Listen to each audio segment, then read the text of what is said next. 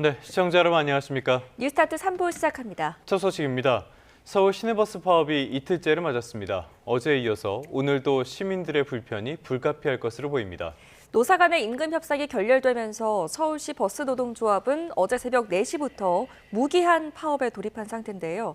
출근길 현장에 나가 있는 취재기자 연결해 보겠습니다. 오승훈 기자. 네, 서울 홍대 입구역 버스정류장에 나와 있습니다.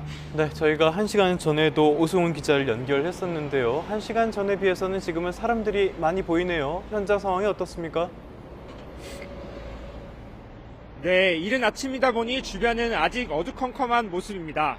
하지만 아침 7시가 다가오면서 출근길에 나선 시민들이 조금씩 거리로 나오고 있습니다. 광역버스가 일부 운행하는 모습도 볼 수 있었고요. 하지만 시내버스 파업이 이틀째를 맞으면서 버스 정류장은 보시는 것처럼 평소보다는 한적한 상황입니다. 대부분 시민은 버스가 아닌 지하철을 이용하거나 자가용을 활용해 출근길에 나설 것으로 예상됩니다. 서울 시내버스는 노조 측의 파업에 따라 어제 새벽 4시부터 운행을 멈췄습니다. 앞서 서울시는 파업 첫날 서울 시내버스 7천여 대 가운데 478대만 운행에 나섰고 운행률은 6.8% 수준이라고 밝혔습니다. 서울시 버스노동조합과 회사 측은 임금 인상안을 두고 협상을 이어왔지만 결국 합의에 이르지 못했습니다. 파업이 장기화하는 것 아니냐는 우려도 나왔는데요. 서울지방노동위원회는 오늘 오후 3시부터 서울시 버스노동조합의 노동쟁의와 관련한 특별조정위원회 사후 조정회의를 열기로 했습니다. 노사 간 양측이 이번 조정회의를 통해 다시 협상에 들어갈 것으로 예상됩니다. 네, 전해주신 대로 서울 시내버스 노사 간의 추가 협상에 들어간다면 버스 운행은 재개되는 겁니까? 네, 만약 노사 양측이 자정안에 합의안을 도출하면 내일부터 서울 시내버스 파업은 중단됩니다. 앞서 임금 인상안을 두고 양측의 입장이 극명하게 엇갈리면서 합의 과정은 쉽지 않을 것으로 보입니다. 사측은 상여금을 기본금에 포함하는 임금체계 개편을 전제로 임금을 10.3% 올려준다고 했지만 노조는 통상임금 관련 문제는 이번 협상에서 빼고 임금체계 개편 없는 3% 인상과 정년 연장 등 근로조건 개선을 요구했습니다. 이에 조정위원들은 통상임금 문제는 소송으로 해결하고 우선 임금 0.5% 인상을 조정안으로 제시했지만 노조가 임금 동결이라고 반발하면서 무산됐습니다. 파업이 현실화하면서 서울시는 비상운송 대책을 내놓고 대중교통 대란에 대비했습니다. 지하철은 출퇴근 시간대를 오전 7시부터 10시까지 1시간 연장해 운행 횟수를 늘리고 심야 운행 시간도 새벽 2시까지 연장했습니다. 지하철 접근성을 높이기 위해 서울 25개 자치구에서 무료 셔틀버스도 운행하고 있습니다. 시는 할 수 있는 모든 교통수단을 동원해 시민 불편을 줄이겠다고 강조했습니다. 그러면서 버스 노동조합을 향해서는 시민을 생각해 현장에 빨리 복귀해달라고 요청했습니다. 다만 노사 간 최종 합의에 이를 때까지 파업에 따른 시민 불편은 계속될 것으로 전망됩니다. 지금까지 서울 홍대 입구역 버스 정류장에서 YTN 오승훈입니다. 네, 다음 소식입니다. 쿠팡은 창업주부터 주요 임원까지 한국 알기를 참 우습게 하는 게 분명합니다. 경찰의 1차 소환 통보에 불응한 해럴드 로저스 쿠팡 대표가 이미 해외로 출국한 사실이 뒤늦게 드러났습니다. 경찰은 로저스 대표와 조사 시기를 조율하고 있다고 밝혔는데 입국하고 나면 출국을 정지하는 방안까지도 고려하고 있습니다. 양동훈 기자입니다. 해롤드 로저스 쿠팡 대표는 지난달 말 진행된 국회 청문회에서 태도 논란을 빚었습니다. 의원들의 질의에 동문서답하거나 격앙된 모습을 보인다는 지적이 잇따랐습니다. Do you think this is funny? You're accusing me of perjury. You're telling me that 저를 증언 and now you're laughing. 장난하고 있어요 지금? I don't understand why I'm being treated this way. 그런데 로저스 대표가 청문회가 끝나자마자 해외로 출국한 사실이 뒤늦게 알려졌습니다. 경찰에서 지난 1일 로저스 대표에게 5일에 출석해 조사받으라고 통보했을 때는 이미 해외로 떠난 뒤였던 겁니다. 로저스 대표는 별다른 설명 없이 1차 소환 통보에 응하지 않았는데 경찰은 이달 중순 경찰에 나와 조사받으라며 2차 소환 통보를 하고 구체적인 시기를 조율하고 있다고 설명했습니다. 쿠팡 관계자는 로저스 대표가 예정된 출장 일정으로 출국한 상태라며 경찰에 출석 의사를 전달했고 적극적으로 협의 중이라고 강조했습니다. 경찰은 로저스 대표가 입국할 때 통보해달라고 법무부에 요청했는데 입국 뒤에는 출국을 정지하는 방안까지 고려하고 있습니다. 이외에도 김범석 쿠팡 INC 의장, 박대준 전 쿠팡 대표 등 쿠팡 주요 관계자들에 대해 출국 금지나 입국 시 통보 요청 등 조치를 한 것으로 파악됐습니다. 하지만 로저스 대표가 2차 소환에도 불응하거나 입국을 미룰 경우 수사 지연이 우려되는 상황입니다. 경찰에서 출입국 관련 조치에 더 속도를 냈어야 하는 것 아니냐는 비판을 피하기는 어려워 보입니다. YTN 양동훈입니다. 공정거래위원회가 쿠팡에 대한 현장 조사에 거듭 착수했습니다. 공정위는 어제 서울 송파구 본사에 조사관을 보내 현장 조사를 진행했습니다. 앞서 주병기 공정거래위원장은 쿠팡의 영업정지를 검토하고 있고 김범석 쿠팡 INC 의장을 동일인으로 지정할 수 있는지 면밀하게 점검하겠다고 밝혔습니다. 만약 확보한 자료에서 김 의장의 동생 유석 씨의 경영 참여가 확인되면 쿠팡의 동일인은 법인이 아닌 김범석 의장으로 지정돼 각종 대기업 규제의 대상이 됩니다. 구몬학습과 빨간펜 등을 운영하는 교원그룹에서 해킹 사고로 데이터가 유출된 것으로 확인됐습니다. 교원그룹은 지난 11일 오전 8시쯤 발생한 랜섬웨어 공격으로 일부 데이터가 외부로 유출된 정황을 확인하고 한국인터넷진흥원에 추가 신고했다고 밝혔습니다. 다만 유출 규모와 또 고객 정보 포함 여부는 아직까지 확인되지 않았으며 관계기관과 외부 전문 보안 업체와 함께 조사를 진행 중이라고 설명했습니다.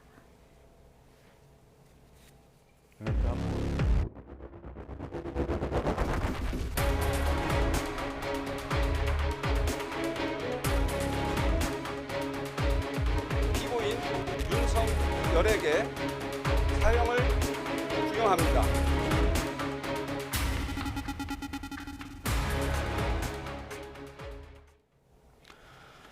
네, 특검이 내란 우두머리 혐의를 받는 윤 전 대통령에게 사형을 구형했습니다. 특검은 윤 전 대통령을 신군부 세력보다 엄정히 처벌해야 한다고 했는데 윤 전 대통령은 자신이 내란몰이를 당했다고 주장했습니다. 홍정석 변호사와 함께 자세하게 알아보겠습니다. 어서 오십시오. 어서 오십시오.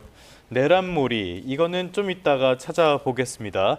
일단은 특검이 사형을 구형을 했는데요. 사형 아니면 무기징역, 무기금고 이 세 개 중에 어떻게 예상하셨습니까? 사형이 나올 거라고? 예, 저는 이 공판 결심 공판이 열릴 때부터 줄곧 사형을 예상해 왔는데요. 예. 그 근거는 특검이라는 조직의 특수성이 가장 클 것으로 예상을 했었습니다. 네. 특검이 이제 상설 수사 조직이 아닌데 예, 예. 본인들이 수사하고 엄중하게 처벌해야 된다고 기소까지 했는데 그런데 사형이 아닌 무기징역을 구형한다면은 아무래도 설득력이 떨어지는 부분이 제일 컸을 텐데요. 예, 예. 거기에 덧붙여서 사실 저는 결심 공판이 진행되는 걸 보면서 더더욱 사형에 대한 가능성을 높이 본 것이 변호인들의 재판에서의 태도 그리고 예. 피고인의 또 재판에 임하는 자세 이런 것들이 특검에 더욱 영향을 줘서 만약에 최초의 의견은 무기징역이었더라도 사형으로 바뀌었을 가능성이 충분히 높아졌다. 그렇게 평가하고 싶습니다. 네. 지금 변호인과 피고인의 태도를 말씀을 해주셨는데 뭐 문제가 있었다는 말씀이신 거죠? 예, 통상적인 재판, 저는 이런 재판은 이제까지도 없었고 네. 앞으로도 없을 걸로 보이거든요. 통상 피고인을 위해서는 재판에는 최대한 성실하게 임하고 진지하게 임하고 그리고 재판과 상관없는 발언은 최대한 자제하는 것이 피고인의 이익을 위해서 변호인들이 해야 되는 자세거든요. 그런데 그 부분에 대해서도 일단은 굉장히 국민들께서도 보시기에 거북할 정도로 변론을 길게 하고 예. 불필요한 멘트를 많이 하고 이런 것들이 재판부에도 그렇고 특검에도 굉장히 부정적인 영향을 끼쳤을 것으로 보이고요.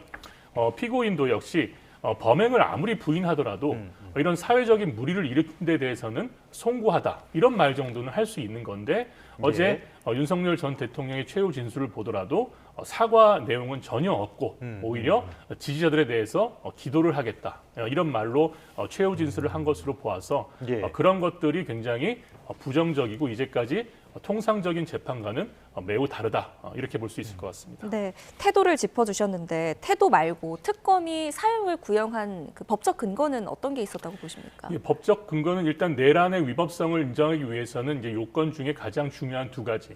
국헌 문란과 폭동이거든요. 그럼 국헌 문란은 사실 전 국민이 무장한 군인들이 국회를 봉쇄하는 모습을 지켜봤기 실시간으로 때문에 봤죠. 예. 국헌 문란을 부정하기는 굉장히 어려운 상황으로 보이고요. 다만 폭동인데요. 폭동을 이제 윤석열 전 대통령 측이나 이제 피고인들 측에서는 아니 인명 피해가 아무도 없지 않았냐. 그리고 몇 시간밖에 진행이 안 된 계엄인데 이것이 어떻게 폭동에 해당할 수 있느냐 이런 논리로 이제 대응을 했는데 특검에서는 오히려 그 부분에 대해서 폭동이라는 것이 예전에 전두환 씨 그 재판의 판례의 내용에서도 꼭 인명 피해가 있어야 되는 것은 아니다.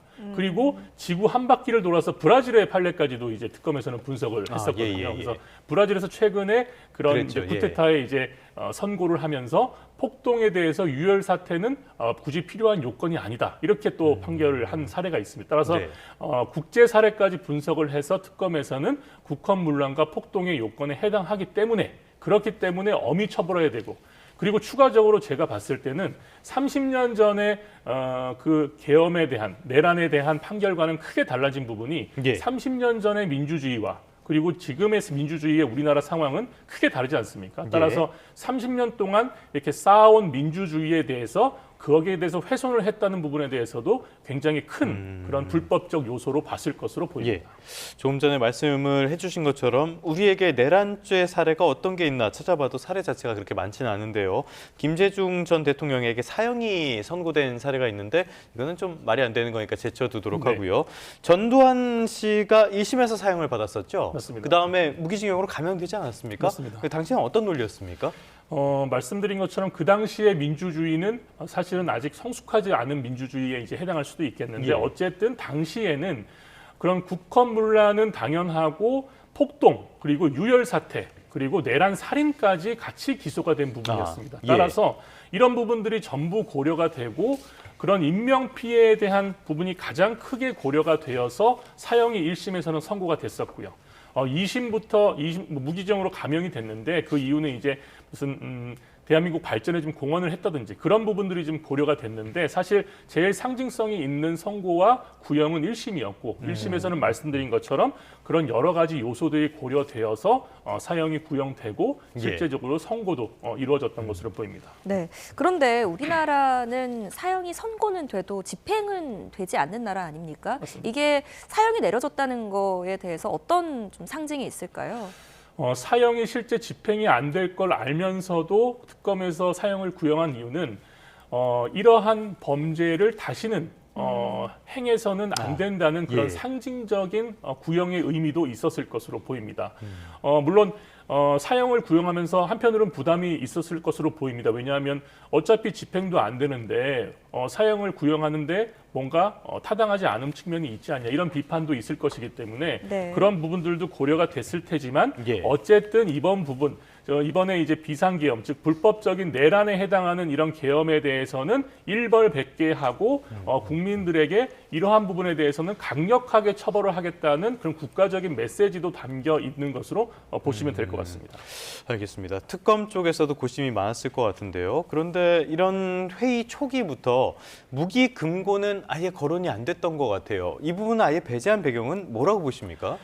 우리가 내란죄의 이제 그 구형의 종류가 말씀하신 네. 것처럼 사형, 무기징역, 무기금고인데요. 무기금고는 가장 그 구형의 하한이지 않겠습니까? 예. 아까 초반에 말씀드린 것처럼 특검에서 실컷 조사하고 수사하고 내란이 불법이라고 본인들의 손으로 기소를 했는데 정작 구형은 하한을 구형한다. 네. 그런 것은 좀 말이 좀 안 되는 측면이 큰 거죠. 그래서 처음에는 뭐 노역이 없는 뭐 무기금고이기 때문에 그런 이유들도 나왔겠지만 제가 볼 때는 그 법정형에서 가장 하한을 구형하는 것 자체가 이런 수사에 대해서도 뭔가 자신감이 부족하거나 설득력이 떨어지는 그런 측면이 있기 때문에 예. 그것은 처음부터도 고려가 되지 않았을 것으로 저도 그렇게 판단하고 있습니다. 네, 이제는 구형이 나왔고 공은 법원으로 넘어갔습니다. 재판부에게 넘어갔는데 법원이 어떤 형을 선택하느냐에 따라서 그 파장도 어마어마하게 달라질 것 같습니다. 만약에 사형 대신 무기징역이나 금고가 선고될 경우 법적이나 정치적 메시지 어떤 게 변화가 있을까요?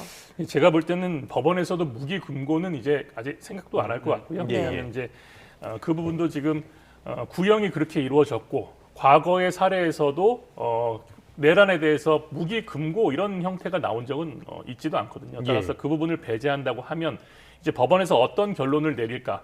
그런데 30년 전에 사형이 구형되고 선고가 됐을 시절에는 사형의 집행의 가능성이 있었던 그렇죠. 시기입니다. 예. 네. 근데 지금은 사실은 사형의 집행의 가능성이 없기 때문에 특검의 구형은 그렇다 쳐도 법원에서의 판결까지 과연 집행이 안 되는 사형 선고가 가능할 것인가? 이게 첫 번째 이제 핵심 포인트일 것 같고요. 예. 두 번째로는 무기징역으로도 사회적으로 영구적으로 격리시킬 수 있고 정치적인 수명도 거의 끝났다 이렇게 보는 측면이 클 것이기 때문에 네. 법원으로서는 특검의 구형은 사형이지만 실제 선고에서는 무기징역으로도 사형에 준하는 그런 사회적 영구 격리 효과가 예, 있다고 예. 판단할 것이기 때문에 이런 부분들을 충분히 고려해서 선고를 할 것으로 보입니다. 그런데 이제 사형이나 무기징역이나 사실 그게 그거다라고도 볼 수가 있겠지만 상징성은 완전히 다르지 않습니까? 맞습니다. 네. 지금 최근에 이제 사형이 선고되는 경우는 제가 이제 거의 잘 보지 못했거든요. 예, 예. 정말 흉악범들, 네, 정말 네. 살인도 연쇄 살인이나 다수의 인명을 살해한 그런 경우에 이제 사형 선고가 간간히 내려지고 있는 그런 상황에서 과연 이 사형 선고가 어떠한 의미가 있을 건지에 대해서 재판부에서 고민을 할 테지만 아까 앵커분 말씀하셨던 것처럼 이런 어떤 실질적인 의미보다도 이런 지금 사건, 이런 내란의 사건에 대해서 선고는 뭔가 상징성도 필요하다고 판단을 할 여지도 있어 보입니다. 그렇다면 네. 아까 말씀하신 것처럼 국민적으로 이런 그때 당시에 비상계엄을 통해서 국민들께서 굉장히 많이 놀라고 사회적 혼란이 있지 않았습니까? 있을 수 없는 일이었죠. 그리고 예. 간접적인 피해도 많이 발생했습니다. 그러면은 그런 것들에 대해서 과연 실질적인 선고가 과연 유효한 것인가 그런 부분들에 대해서도 생각이 이루어질 것 같고 그렇게 되면은 사형에 대해서도 사회적으로 상징성 측면을 고려해서 선고가 될 가능성도 없지는 않다 이렇게 말씀드리고 싶습니다. 네, 재판부도 이제 선고를 고민할 때 이 계엄이 왜 선포됐고 그리고 누구의 책임이냐를 생각하게 될 텐데 윤 전 대통령의 어떤 그 해명이랄까요 이런 것들을 들어보면 계엄을 선포할 수밖에 없었던 이유 뭐 오래 전부터 이런 주장을 해왔지만 야당과 국회를 지목하고 있습니다. 재판부에서 이런 주장 어떻게 받아들일까요? 어제 윤석열 전 대통령의 최후 진술을 보니까 공소 내용이 망상이자 소설이다.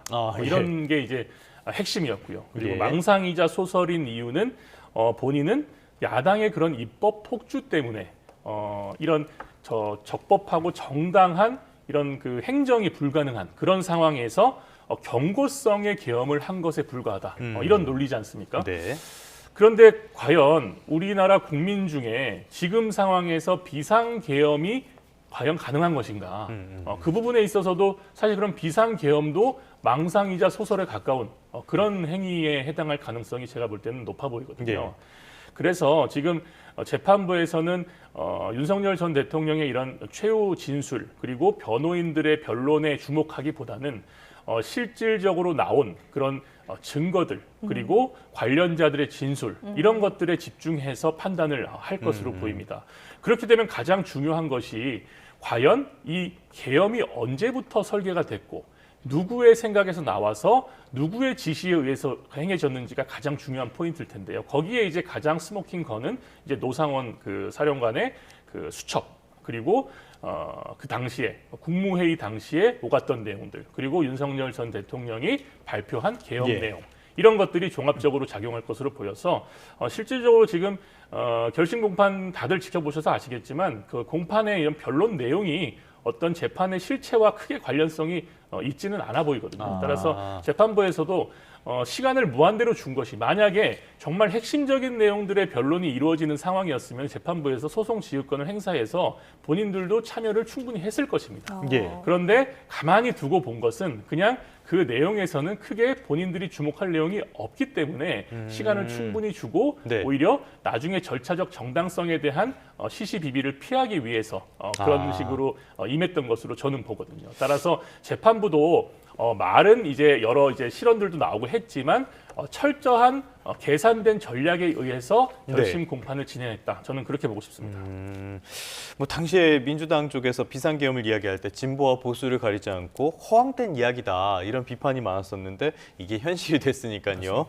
이런 부분도 법원에서 많이 검토를 했을 것 같고요. 지금 특검 쪽에서는 이번 그 계엄령에 대해서는 윤석열 전 대통령이 독재를 하기 위한 장기 독재를 하기 위한 방안이었다 이렇게 평가를 하고 있거든요.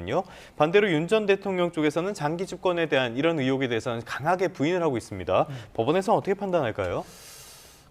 장기 집권이라는 것이 지금의 우리나라의 민주주의 상황에서 과연 가능할 것인가. 예, 그 그렇죠. 부분이 저는 이제 의문이 드는데요. 그래서 특검의 주장도 과연 장기 집권을 위한 비상계엄이었는가. 그 부분에 대해서는 법원에서도 특검의 논리에 대해서 좀 세밀하게 살펴볼 것 같고요. 그리고 그 비상계엄이라는 것이 우리나라 법에 요건이 있습니다. 비상계엄의 요건이 이제 전시 상황이거나 이제 국가 위기 상황이어야 되는데 제가 볼 때는 특검의 그런 장기 집권 그런 그 목적 이런 것보다는 과연 비상계엄의 요건에 해당하느냐 거기에 네네네. 대해서 예, 재판부는 더 집중할 것으로 보이고요. 특검에서는 이런 비상계엄 내란의 불법성에 대한 정황적인 상황에 대해서 뭔가 보충 설명을 하기 위해서 장기 집권 그다음 이런 얘기들이 나오는 것으로 보이고 그것이 실질적으로 법률적 요건과는 크게 관련이 없을 것으로 보입니다. 네, 윤 전 대통령의 최후 진술에는 앞서 짚어주셨듯이 공소장이 망상이자 소설이다. 더 나아가서 사과는 없었습니다. 역시나. 그리고 지지자들을 위해서 기도하겠다 이런 말을 남겼는데 이런 말을 남긴 배경 그리고 뭐 의도 어떤 거라고 보십니까? 보통 최후 진술은요. 자백하는 피고인은 잘못했다. 예. 선처를 구한다. 예, 이게 핵심이고요. 부인을 하는 피고인도 어쨌든 무리를 일으켜서 송구하지만 잘 살펴봐달라. 이게 가장 훌륭한 최후 진술입니다. 그런데 어제 그 윤석열 전 대통령의 최후 진술을 보시면 사실 윤석열 전 대통령도 재판을 한두 번 해본 그런 경험자는 아니지 그럼요, 않습니까? 예. 법조 전문가이고 본인이 예전에 특검의 수사팀장도 했었고 그리고 박근혜 전 대통령에 대해서도 수사 지휘를 한 적도 있지 않습니까? 그러면 지금 상황에서 최후 진술을 어떻게 해야 되는지에 대해서 누구보다도 잘 알고 있을 텐데 통상적인 전략에서 벗어나서 본인들의 지지자들에 대한 메시지 그리고 공소장의 내용을 망상이자 소설 예. 본인이 검찰의 수장으로서 종사했던 자로서 공소장의 내용에 대해서 그렇게 얘기를 하는 것이 과연 특검이나 재판부에 좋은 영향을 미칠 수 있을까?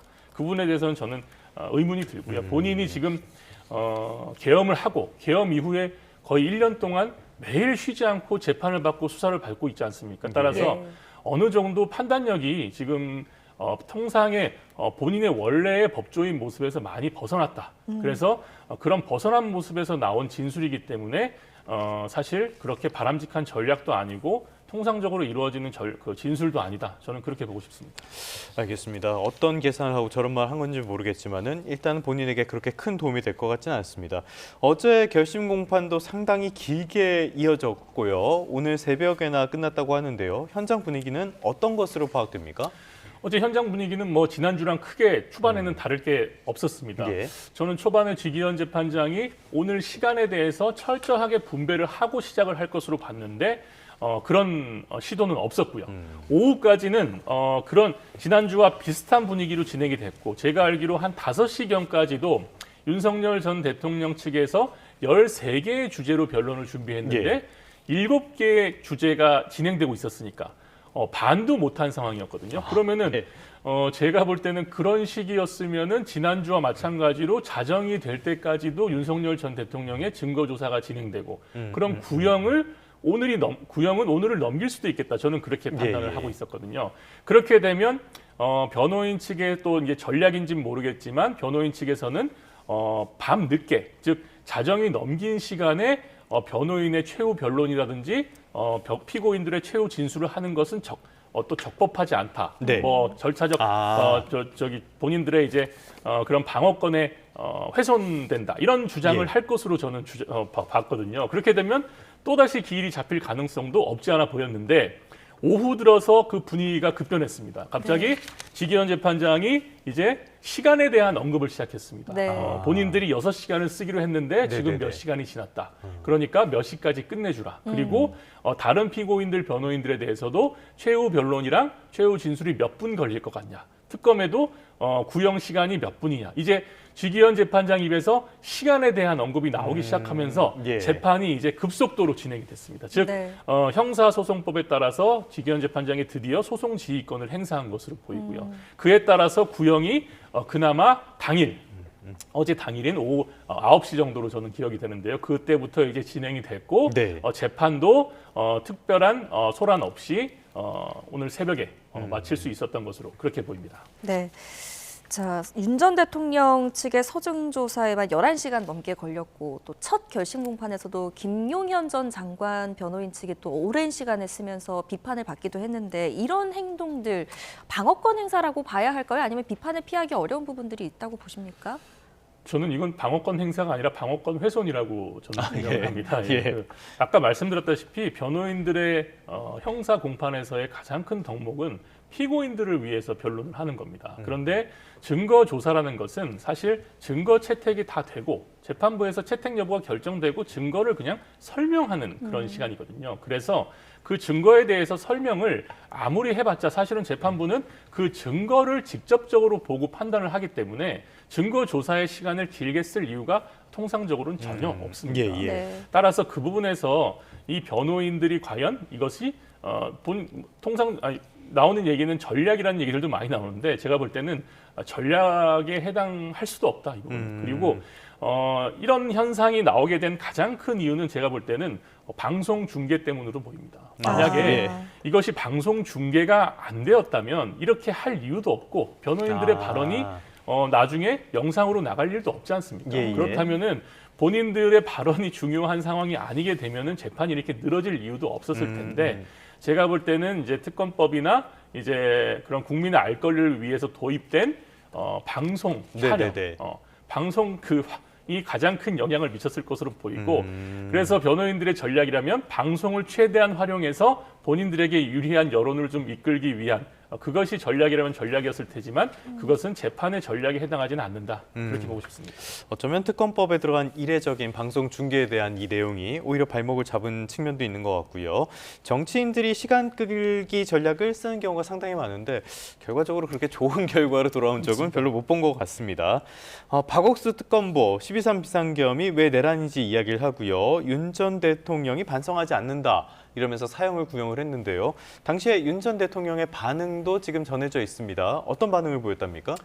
헛웃음을 짓기도 예. 했고 약간은 이제 당황한 표정을 보이기도 했다는데 본인도 굉장히 당황했을 것으로 보입니다. 왜냐하면 본인의 지금 생각은 비상계엄은 정당했고 그리고 충분히 뭔가 목적에 있어서 본인의 행위가 적법했다. 예. 이렇게 생각을 하고 있을 것이거든요. 실제로도. 네. 그런 상황에서 특검의 공소장 내용도 본인이 봤을 때는 망상이자 소설인데 구형조차 본인이 생각지도 못했던 사형이 선고되니 당연히 헛웃음도 나올 것이고 한편으로는 걱정도 될 것이고 여러 가지 만감이 교차했을 것 같거든요. 그래서 어제는 그런 표정들이 가감없이 그 시간대에 나왔던 것으로 그렇게 보입니다. 네. 또 다른 계엄의 핵심 인물 살펴볼 필요가 있을 것 같습니다. 특검은 김용현 전 장관에게는 무기징역 그리고 노상원 전 사령관에게는 징역 30년을 구형했는데 적절한 수위라고 보십니까? 예전 30년 전에도 전두환 씨는 사형 그리고 노태우 씨는 좀 무기징역. 낮았죠. 네. 예. 그게 이제 가담자 그리고 수괴 그런 단계별로 구형이 이루어지는데 어제 윤석열 전 대통령에 대해서 사형이 구형됐을 때 김용현 전 장관은 당연히 무기징역의 구형은 예견된 것이다. 저는 그렇게 보이고요.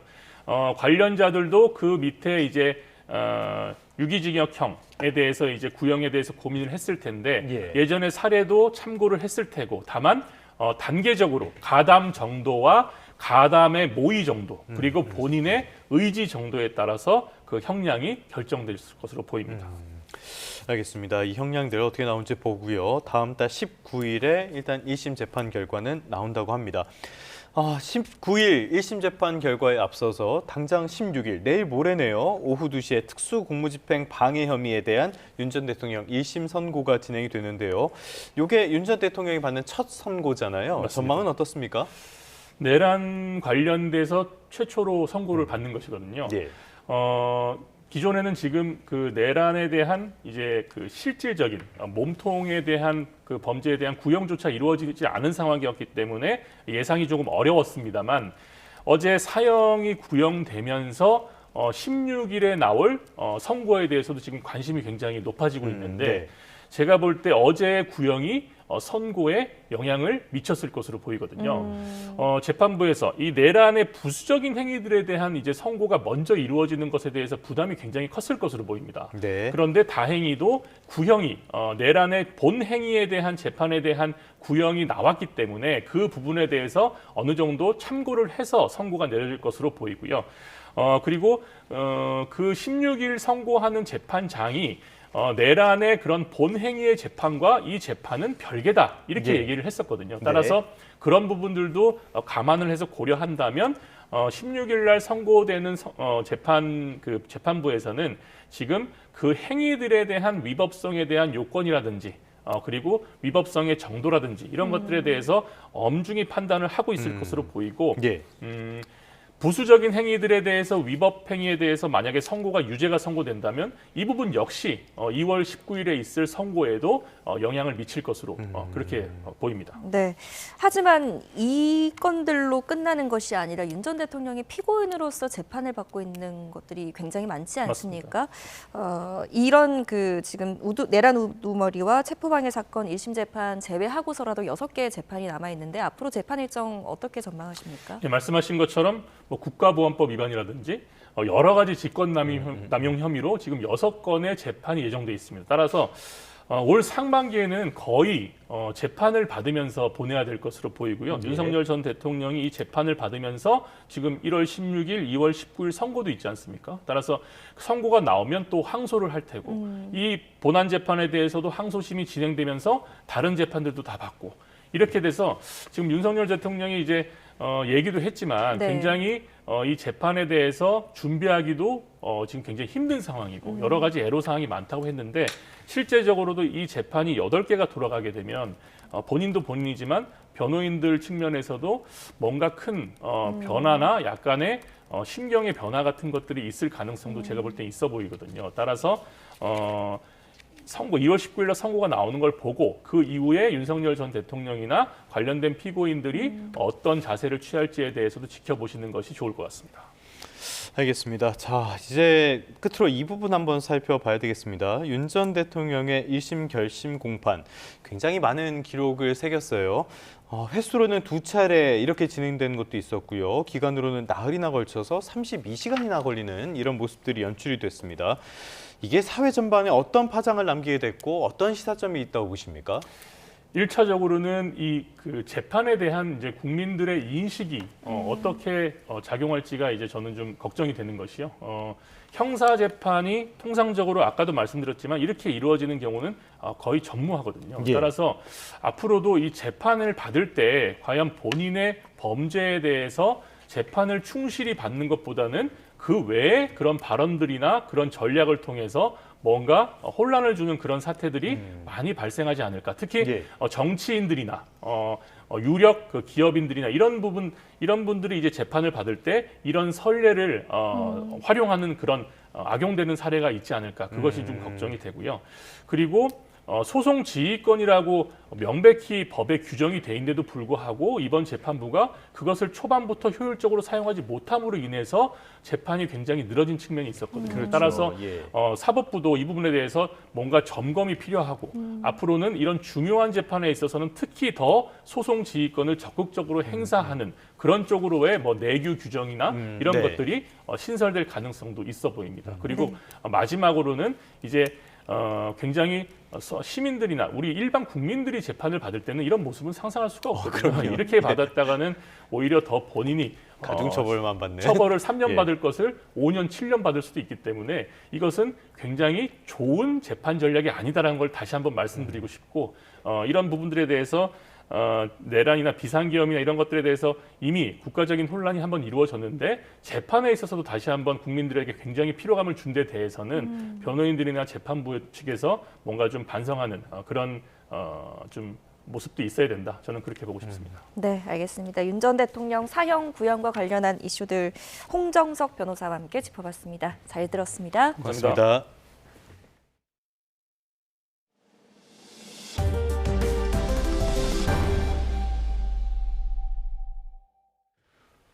네, 다음 소식입니다. 북한 김여정 노동당 부부장이 서울이 궁리하는 남북관계 개선은 희망에 부푼 개꿈이자 실현이 불가능한 망상이라면서 최근 북한의 주권을 침해한 도발 행위를 인정하고 사과하라고 주장했습니다.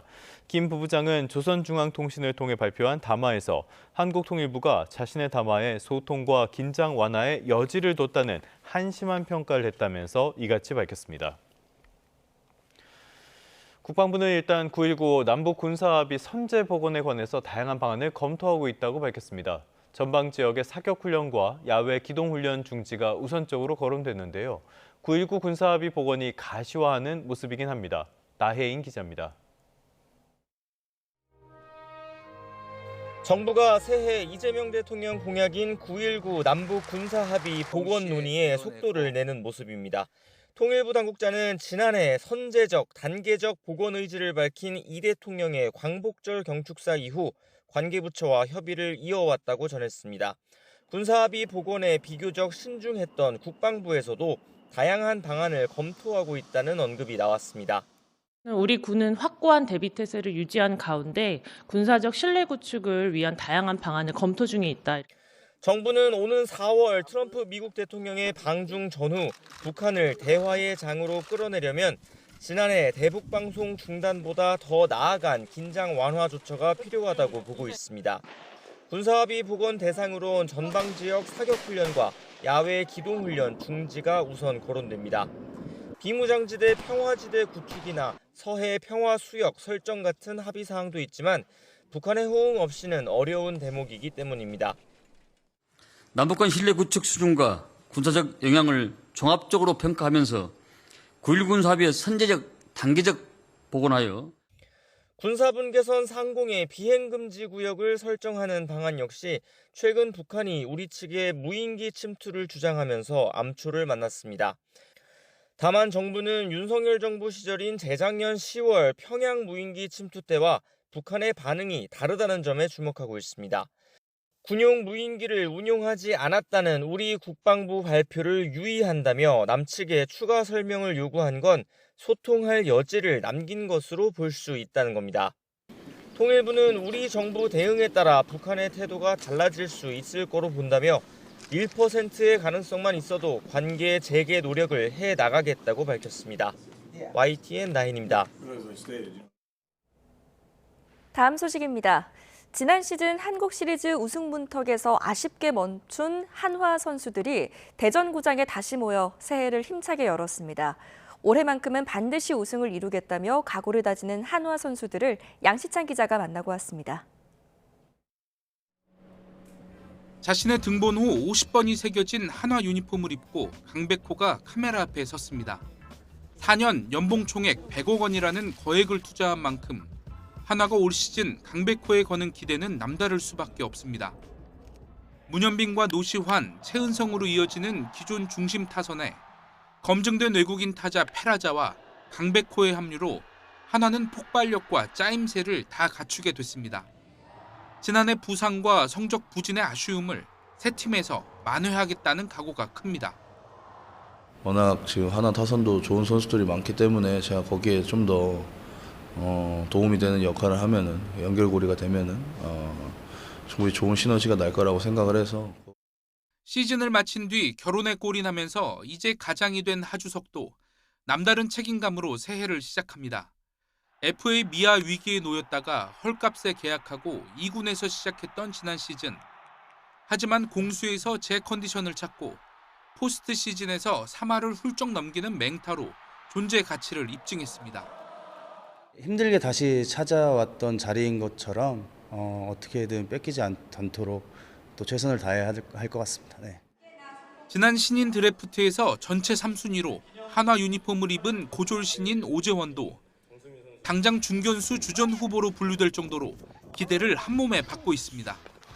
스피드나 이런 수비 범위에서는 밀리지 않을 거라고 생각해가지고 좀 그런 부분에서 제가 장점을 잘 살려가지고 개막 엔트리 들 수 있게끔. 올 시즌 굳은 각오와 함께 우승 염원을 풀기 위한 독수리들이 힘찬 새해를 열어젖혔습니다. YTN 양시창입니다. 현대차그룹이 세계적인 자율주행 기술 전문가인 박민우 전 엔비디아 부사장을 첨단차 플랫폼 본부장 겸 포디투닷 대표로 영입했습니다. 현대차그룹은 박 사장이 테슬라와 엔비디아에서 자율주행 분야 기술의 전 과정을 경험한 기술 리더라고 소개했습니다. 1977년생으로 고려대와 미국 펜실베니아주 립대를 졸업한 박 사장은 엔비디아 자율주행 인지기술 개발 조직에서 체계 전반을 구축하고 자율주행 소프트웨어 양산 또 상용화를 주도한 바 있습니다. 인천국제공항공사는 오늘부터 아시아나항공이 인천공항 제2여객터미널에서 운항하게 됐다며 인천공항 이용 전 항공사별 터미널 정보 등을 확인해달라고 밝혔습니다. 항공사에 따른 터미널 이용 정보는 인천공항 홈페이지, 인천공항 공식 앱, 또 발급받은 e-티켓 등에서 확인할 수 있습니다.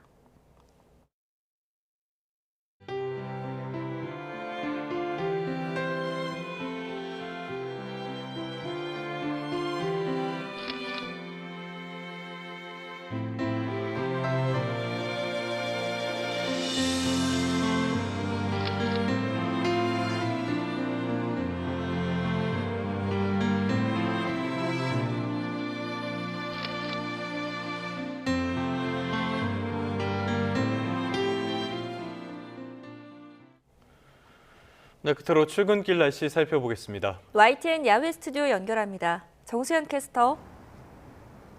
네, 정수현입니다. 네, 날이 또 갑자기 추워진 것 같습니다. 네, 어제부터 찬바람이 몰려오더니 반짝 강추위가 나타났습니다. 현재 서울의 기온이 영하 9.4도, 체감온도는 영하 14도까지 떨어져 있습니다. 기온이 어제보다 7도가량 낮아서 옷차림 더욱 따뜻하게 하고 나오시기 바랍니다. 네, 이런 가운데 추위 속에 도로가 얼어붙은 곳도 많다고요? 네, 밤사이 강한 한기가 내려오면서 내린 눈비가 얼어붙은 곳이 많습니다. 곳곳에 도로 살얼음과 빙판길이 만들어져 있는 만큼 출근길 교통안전에도 유의하시기 바랍니다. 그럼 먼저 자세한 특보 상황부터 살펴보도록 하겠습니다. 현재 경기 동부와 강원 영서, 충북과 경북 북부에 한파주의보가 내려진 가운데 현재 파주 판문점이 영하 20.9도, 철원은 영하 17도까지 떨어져 있습니다. 그 밖에 대부분 지역도 영하권입니다. 서울이 영하 9.4도, 대전 영하 7.5도 등 어제보다 5에서 10도가량 기온이 크게 떨어졌습니다. 그래도 낮에는 기온이 영상권을 회복하겠습니다. 한낮에 서울이 2도, 대구와 전주 7도, 광주는 9도까지 오르겠습니다. 다음 주 초반까지는 심한 추위 없겠습니다. 다만 내일 오전에는 전국 대부분 지역에 비가 내리겠고요. 강원 영서와 경북 북부에는 눈이 내릴 전망입니다. 동해안과 영남 지역은 건조특보가 이어지는 가운데 바람도 강하게 불겠습니다. 산불 등 대형 화재 사고에 각별히 주의하시기 바랍니다. 지금까지 YTN 정수현입니다. 네, 1월 14일 YTN 뉴스타트 모두 마무리하겠습니다. 오늘 아침도 저희와 함께해 주셔서 고맙습니다.